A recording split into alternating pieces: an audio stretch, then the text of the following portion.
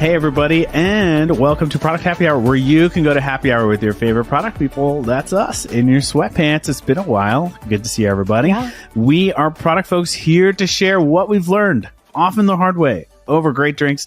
Why happy hour? Why not?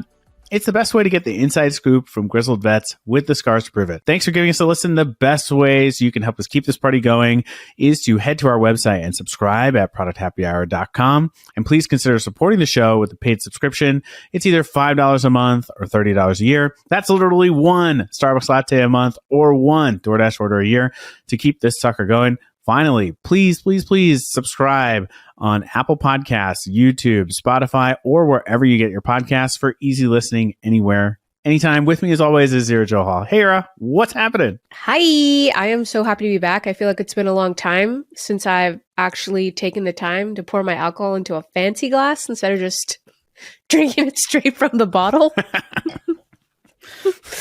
Yeah, it's been a while. I'm happy to be back. In today's episode, we're going to talk about how to develop that PM spidey sense. It's what helps shape your product intuition and decision making. And I hope you all come away with an understanding that product sense is not some like Marvel superhero power you have to be born with.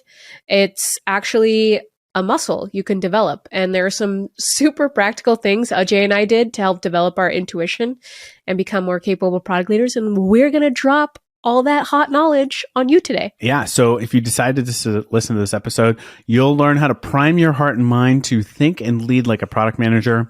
As for our drinks today, I am drinking an Irish coffee because I'm tired and I need it. Okay. Don't judge me. I just spiked my morning coffee and there's no better way to start the morning.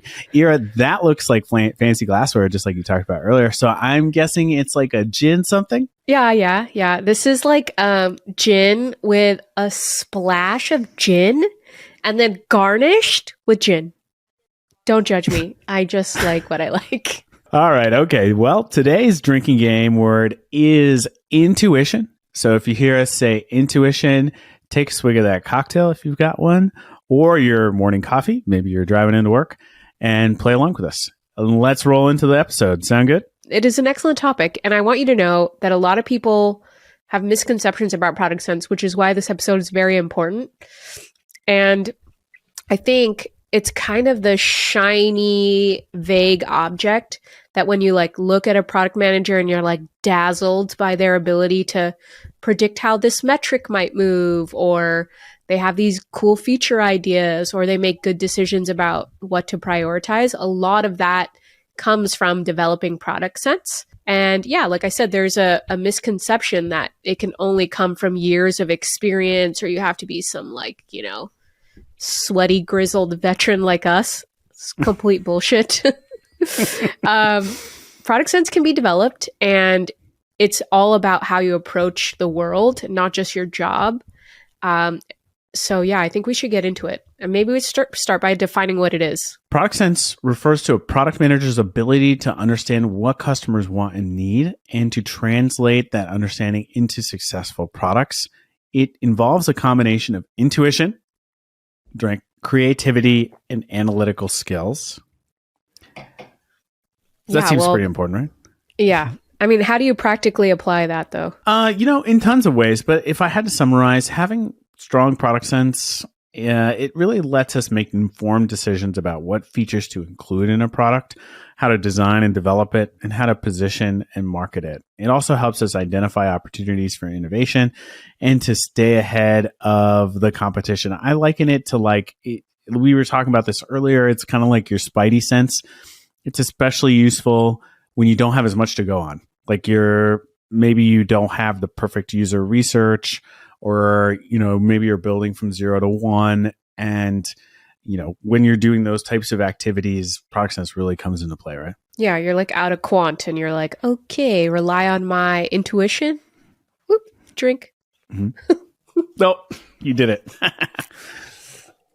Do you think Steve Jobs had product sense? Yes. And I think probably when people talk about product sense, that's who they picture in their minds. Steve Jobs was widely recognized for his product sense, which was critical in the development of many of Apple's iconic products. He had an ability to anticipate future market trends, identify unmet customer needs, and translate that understanding into innovative products. He was deeply involved in the development of products and had a hands-on approach and was known for his obsession with design and simplicity. And his heart and mind were primed to examine his products and the competition's products. And the awesome thing is that can be honed and developed. You don't have to be just born with it. Steve Jobs wasn't born with it. And so, developing this sense is definitely a possibility. Yeah, I think that's intimidating, right? Is like, if you have to be some kind of mastermind to be good at your job, it's like, okay, well, I'm never going to be that. Or if you're just starting out or trying to transition into product, the refreshing thing is you don't have to have had these years under your belt or be some kind of like crazy genius like Steve Jobs. And it all kind of starts with like these two main categories: how to prime your heart, or like, you make a lot of decisions emotionally, and then also how to prime your mind to kind of be in product sense. I think we should start with heart. I'll take this first part. Okay, so I think the first way to prime your heart, or how you kind of think about things emotionally, is to be empathetic. In my opinion and my personal experience, you need three things. You need to have this empathetic approach because it will allow you to be open to new ideas and new methods. And it will also allow you to seek inspiration and allow yourself to be inspired. You don't always have to be right. The answers don't always have to come from quant. You'll be surprised how often they come from unique places. Yeah, and I think this is my favorite one on the list, is being empathetic. That's really centered around understanding users, features, and opportunities. I think it's the best. It's really my favorite one. Yeah, I totally agree. What are some ways you've like built empathy, and how has it helped you at your current job? I think there's a few key things I did early on in my career, even before I was a full-blown PM, that really helped me be more empathetic to users. First, I simply just watched other people interacting with products. I think it's important to recognize that you may not be the most representative user. In fact, if you're working technology, you're listening to this podcast, you're definitely not. You're probably an early adopter of technology. Yeah, like there's a pretty good chance we're not, your average user. There are tons of different expectations other than your own for the same product. And that can manifest itself in different ways. We were talking about Steve Jobs earlier. I love watching the iPhone keynote. Have you seen that? Like so many times. Like the keynote, it's embarrassing. Full way through. Yeah. I mean, if you have an interest in technology and you haven't seen that, I highly recommend, if you want to pause us and go watch that, I highly recommend it. One of the things that really comes across in that keynote is that he really has empathy for how people really use their phones and how far behind the competition was for what people wanted to be able to do. He brings up all of these old phone models and how they had like these physical plastic keyboards, and how they have these tiny screens that were low resolution. So you can't like watch your favorite YouTube video. You can't read the New York Times, which is an example used a lot. So it really showed just how much empathy he really had for what people were struggling with out there. And there are a lot of famous stories of him like hiding in bushes and watching people shop at the Apple store just so he could like get a glimpse of what real people's behavior was like for the things that he was working on. But that keynote, I think, is a masterclass in just really walking through what real problems real people have. And then in terms of just real life examples of where I've seen where you really can kind of get a sense for really what confuses people, and how that can manifest itself into making a great product. There was one example really early on in my career where I was building a product for property owners at Vrbo to help them manage their business on their phone. And there was a function where you would create quotes as a property owner for travelers planning on visiting your property. And I asked users to come in so that I could see them use the product. They could tell me what their problems were. etc. And I still remember it. There's this lady and I, we were in the conference room. She was using the product and the taxes were being calculated wrong, which is actually something that we were doing wrong. So, but she thought it was just the way it was designed. So she would always have to pop out into her calculator, calculate her taxes with her tax rate, and then come back into the app and do that. And she was like, I love the way you guys built this feature, but I don't understand why you're making me calculate my own taxes. And I was like, oh my God. It really showed like, oh, one, defaults are really powerful, so if you're calculating a default tax rate, that's ideally what people want to use. Two, if you're not doing it right, they're not going to assume that it's a bug. They probably just assume that that's just how the product works in some cases. So then people will find workarounds to those, issues. But you'd probably have a lot better shot if you just fix the default, right? Which is what people are going to want to use anyway, but you're making it harder for your customers. And I still think of that as like a formative event because it really showed me, one, what people are really doing and what they think about and what they care about, but two, like just how putting those hurdles in there can really like discourage somebody. I feel like once I found that, one, I felt bad for this lady, but two, it also dawned on me that this is probably preventing a lot of people from using this product because they get there and it's this like huge roadblock that we never would have thought about if I hadn't sat down with a customer and figured that out. And you accumulate that. So now every time I see something like that, I'm like, oh, if we don't get this default right and we don't calculate it properly, then these people are going to leave. They're never going to use your product. You're going to lose trust. You got to get that stuff right. I mean, yes, that's a very formative experience, like something that's stuck in your mind and you use it as a reference, which I think is really good. Not a lot of people do that. Like, I think early on, I would like see people using the sell side of eBay, what I called at the time the wrong way. And I was like, oh, this user could use a tutorial. And as I matured, I was like, actually, I think we could make some changes because a lot of people are not going to like type out a good title. Maybe we need to start recommending titles, for example. Yeah, let me push us forward though. So yeah, beyond being empathetic, we also want to keep ourselves open to new ideas and to seek inspiration. And I love this one because it's really made me flexible and innovative at my job. I think through like, okay, so how do I go about doing this? And how should you go about doing this? Well, I've had a lot of success keeping myself open to new ideas by keeping up with tech blogs or things like Hacker News. I mean, they can be entertaining. Like I read Reddit and search Reddit for feature ideas and user problems like way more than I probably should.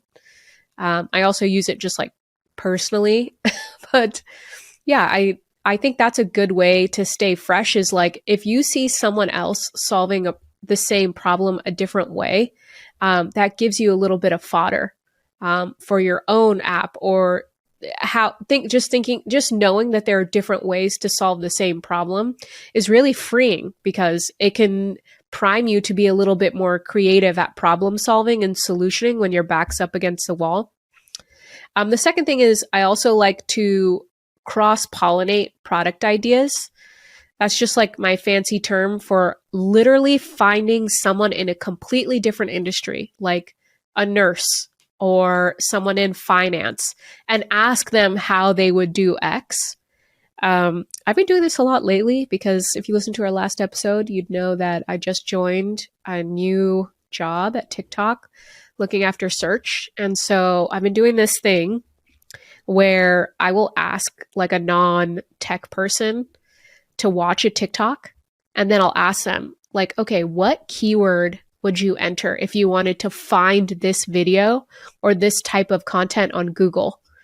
Because like one thing we're trying to figure out is like, okay, the recommendations are so good, but search is kind of hit or miss because a lot of the videos aren't descriptive. Like you watch like a funny like clip from, Hassan Minaj or you watch like a funny clip about someone like making like a dolphin out of chocolate. It's like, what are you going to search if you wanted to retrieve that?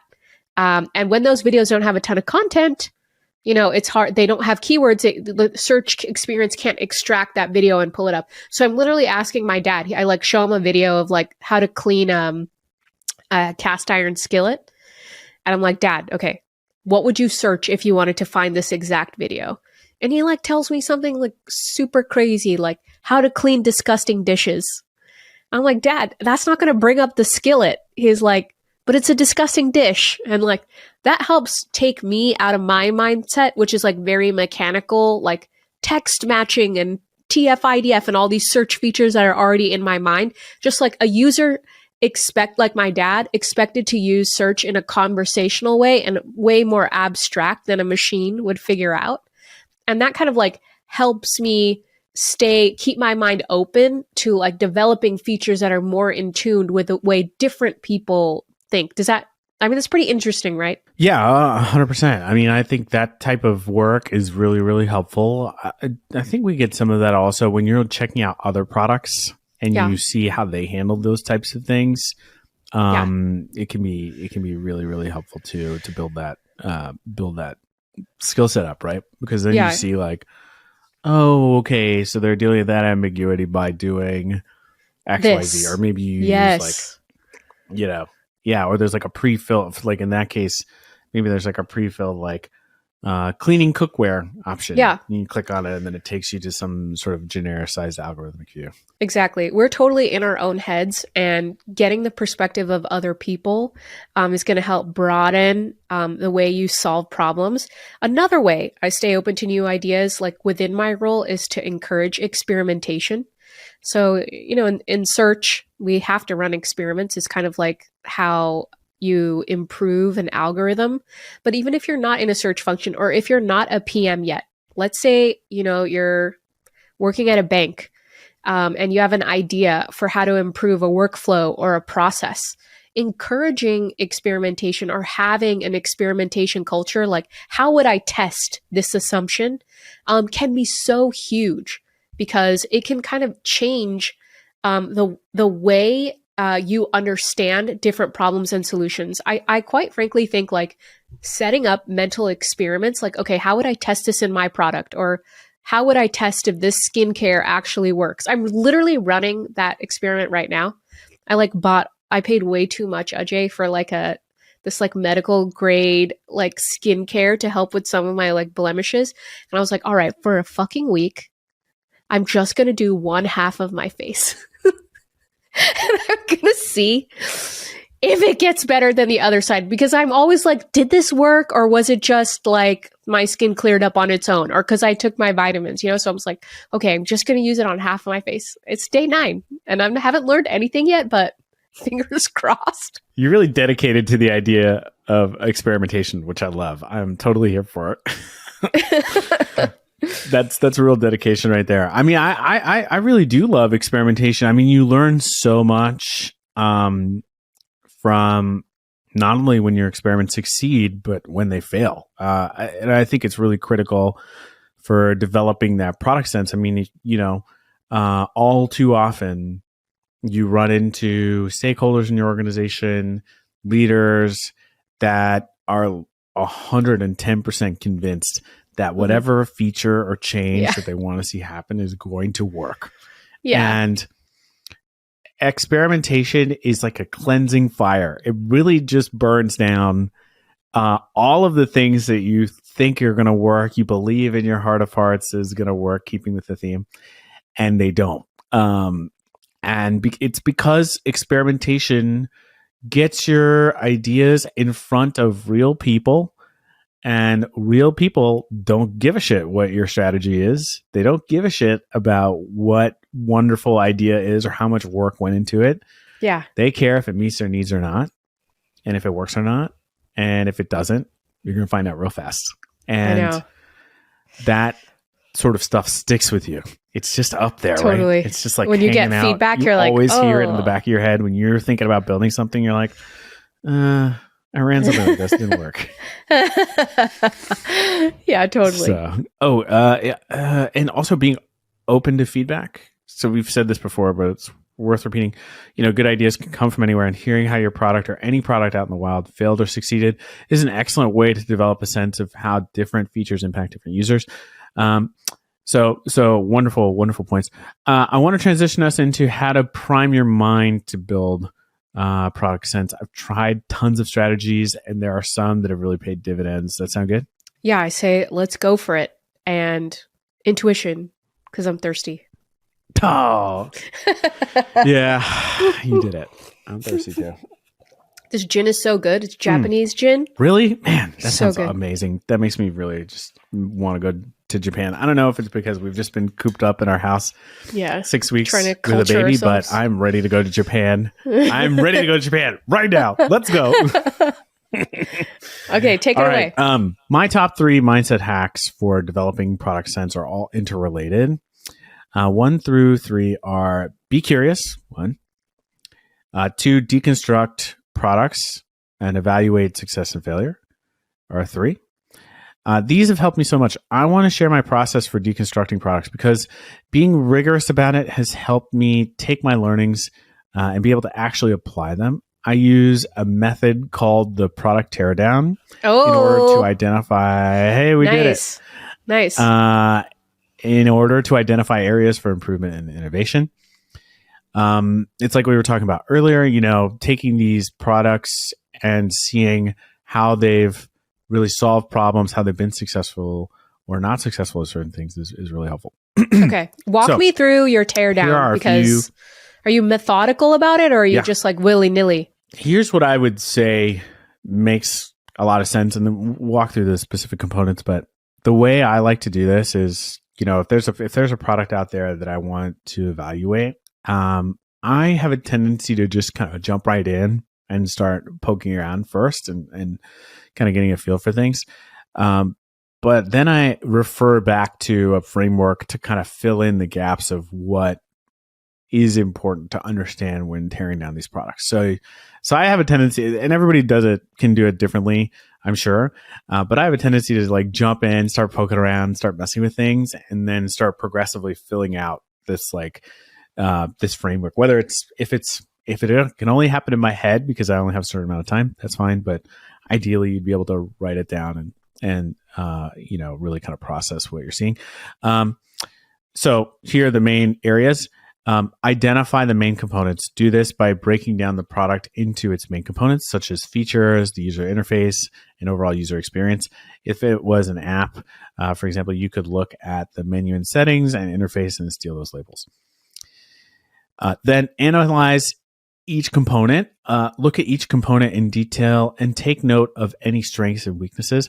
For example, consider the design of the user interface, the functionality of the features, and how easy the product is to use. For example, if it was Uber, how easy is it to sign up as a driver?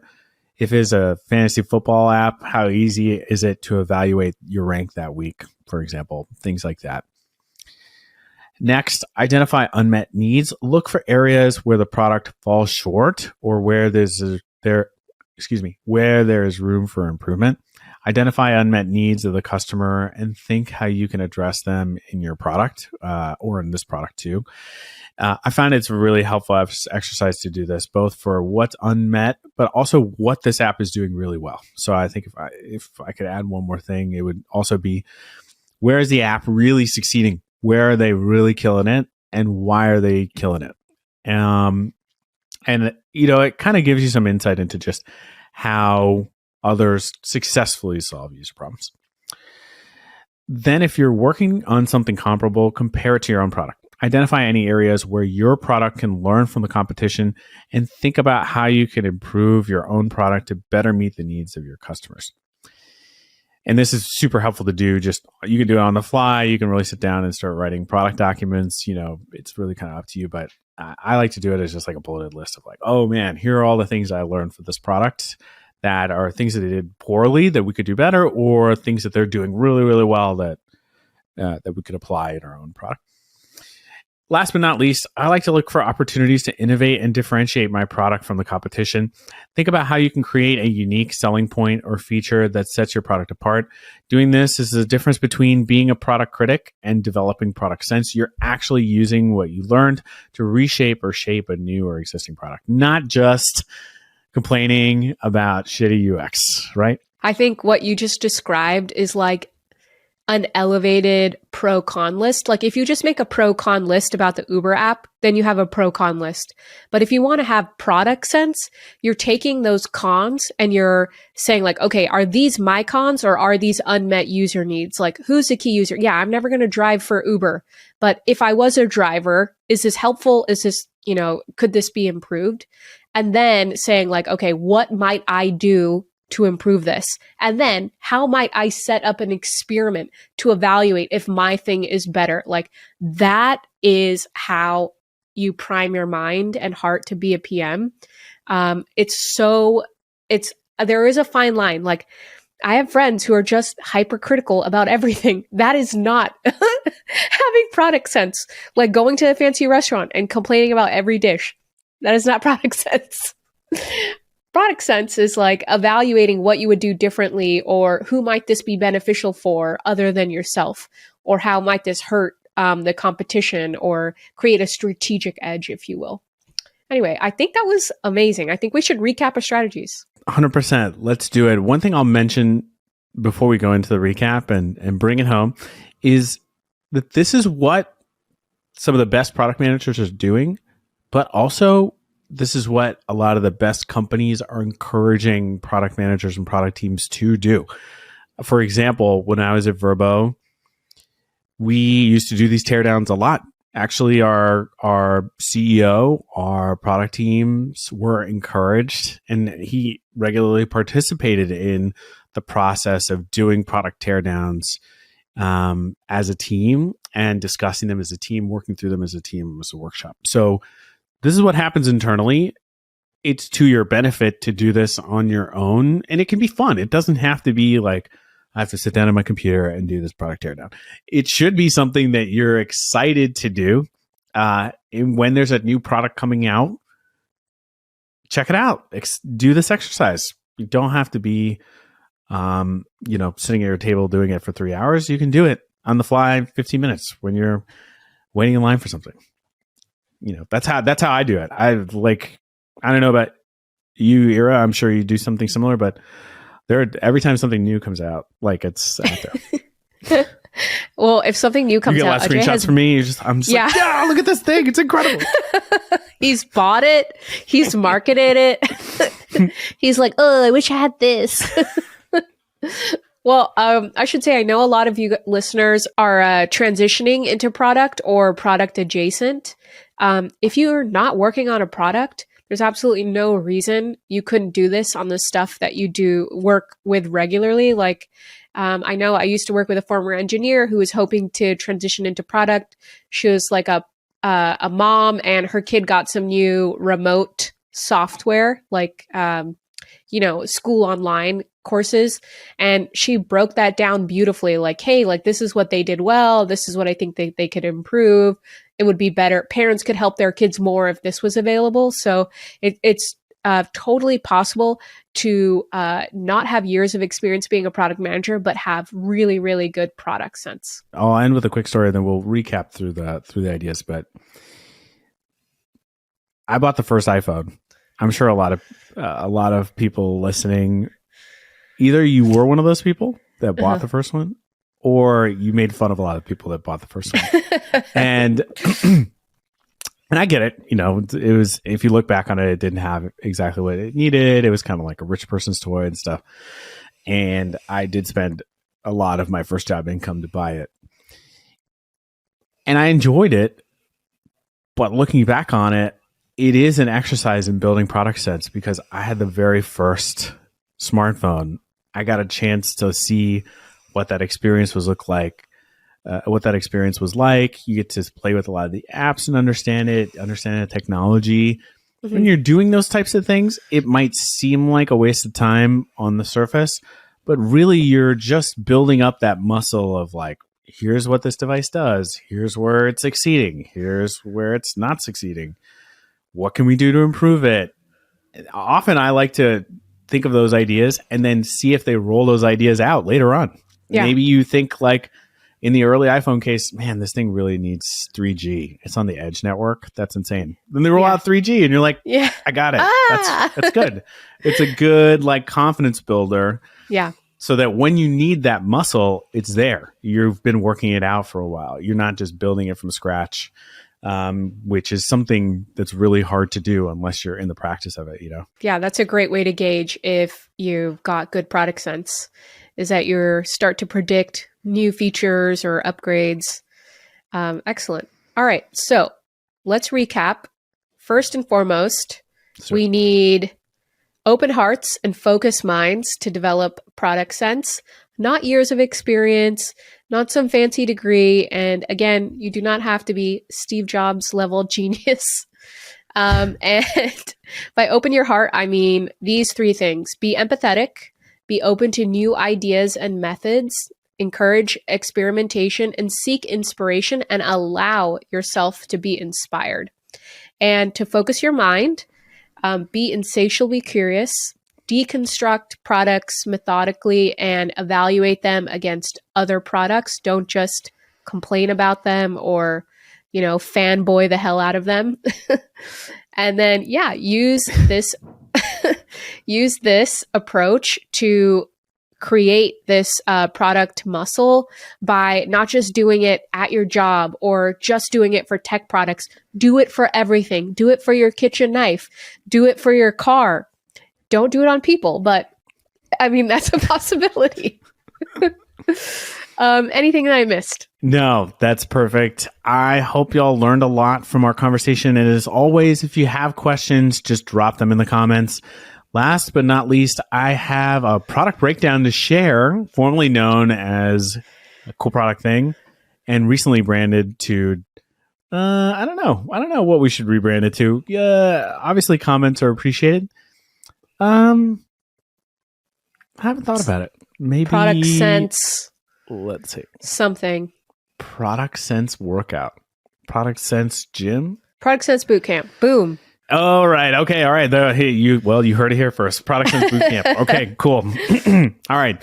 Our first new segment, Product Sense Bootcamp. Okay, that's going to take a while to get used to. Okay, for this Product Sense Bootcamp, we're going to talk about YouTube TV key plays era. I told you about YouTube TV key plays. Yeah. You haven't seen it, right? No, I have cable. Okay. Well, YouTube TV, I guess we're going to be just a billboard for YouTube TV now, but YouTube TV, excellent product. It's basically, like you said, cable online provided by YouTube. And that seems kind of pedantic on the surface, but once you actually start using the product, you get to see what YouTube would do for TV. And this feature in particular really brought me into YouTube TV. I was like, man, YouTube TV, it's the best, to the point where things like this have actually made it harder to switch off of YouTube TV to something like cable. Oh, really? So let me tell you what this is. YouTube TV key plays. When you're watching a sports game, there are key plays that are happening in the sports game, right? Somebody gets an interception, for example, like what happened in that stupid Cowboys game yesterday. And those key plays are what make up a game. Often, though, you can't watch a whole game. I have kids. I got to put my kids to bed. The games are happening usually right around bedtime, so I'm going to miss a bunch of it. Okay. So what YouTube TV came up with was a way to programmatically generate basically a highlight reel of all the key plays in the game while the game is happening.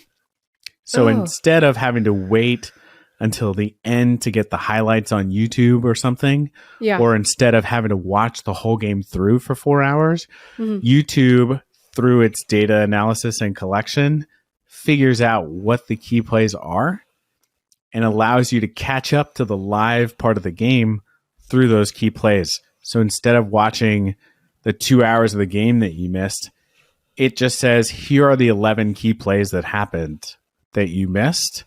Click here. You can watch all 11 key plays. Like they just show you the key plays in like one playlist. It's like football and then you just crack. cycle through all of them until you get to the live game. It is, out of all the features that they have on YouTube TV, that one is my favorite one. It has saved me hours of watching games, watching the parts where nothing's happening. Commercials, timeouts. Commercials, timeouts, injuries, like all that stuff. Injuries suck. I feel bad for the people that get them, but you get to skip all of that and watch it. It's like you're watching the YouTube summary of a game be created live while you're watching the game. Very, very cool. Really imagine if they had that for like movies. Is that weird? I don't want to rush through movies. I'm just kidding. I mean, in a way, we're kind of doing that for like careers, for product management careers. We're like, just listen to this. Don't worry about it. We're totally shortcutting. It's a really brilliant thing. I mean, thinking about it in terms of product strategy, one, it's a feature that you can't really get anywhere else. So it's keeping me as a YouTube TV subscriber, keeping me engaged because I can't get it anywhere else. So I'm hooked now. And two, it's really solving a user problem. It's really getting into like, oh man, I can't sit and watch this game for 4 hours. Yeah. So let me just watch the key plays to catch me up, and I'll watch the last hour or 2 hours. So from a user need perspective, it's solving that. But if you think even more broadly, more people might watch sports because they can just watch the key plays instead of having to sit and watch the game for 3 hours. I know it makes a lot of people in my life really happy when I don't have to watch the game for 4 hours. I can just skip through it, watch an hour of it, and watch something else, So, which and like, would you like watch more games if you used key plays? Like, they don't just do it for one team, right? Do they do it for all NFL games? Yeah, they do it for all games, and it's not team specific. You just are watching the key plays from either team. So for that, if I went to key plays for that game that you and I were discussing yesterday, that shall not be named. I'm kidding. We could talk about it. Thank you. That game. If I wanted to watch the key plays for that game, they would show key plays for the Cowboys and the 49ers, for example. Okay. And yeah, it's pretty much every game. I haven't seen it not be available, so I might not be completely right about that. But generally, it's there for every game that I've seen. And I do watch more sports. There are lots of games that I just can't catch. And normally I would have gone to like the YouTube highlights. Yeah. But now I can just click on key plays, see what I missed, and catch all the way up. And it'll take you to that part, which is, I think, what makes it different than like NFL Red Zone, which is very much like a passive experience. You're watching Red Zone, which is showing you all the key plays from all the games as they're happening, but you can't be an active participant to like, okay, go to this game. It's like kind of like you're just watching. Yeah. And I can skip through key plays. So if I already saw a key play, for example, I could just be like, yep, next. Nice. I already saw that one. Okay, man. Yeah. So that's a good deconstruction. I think that's it for today. You feel good? Yeah. I feel good. I'm at the bottom of this drink. I feel great. I think. Yeah, me too. My coffee's gone. All right. Well, that's a good way to bring it home. Thank you, as always, for joining us for Product Happy Hour. If you enjoyed Happy Hour today and listening to my 3-year-old in the background get ready for bed, please support us by subscribing at our website, producthappyhour.com, and consider a paid subscription. There are 2 options. $5 a month and $30 a year for a Starbucks latte a month or 1 DoorDash order a year. You can help us keep this party going. It really helps us pay for microphones and editing software and stuff. So thank you in advance for your support. You can also support the show by following the show on Apple Podcasts, YouTube, Spotify, or wherever you get your podcasts. Please make sure you subscribe on those platforms and rate those shows. Hit the like button, rate them 5 stars on your platform of choice. Really helps us out. Follow us on Instagram or TikTok for clips at Product Happy HR. And please share with your friends and spread the word. The more people at the bar, the merrier. Thank you so much for listening to the show, and we'll see you next time. Cheers.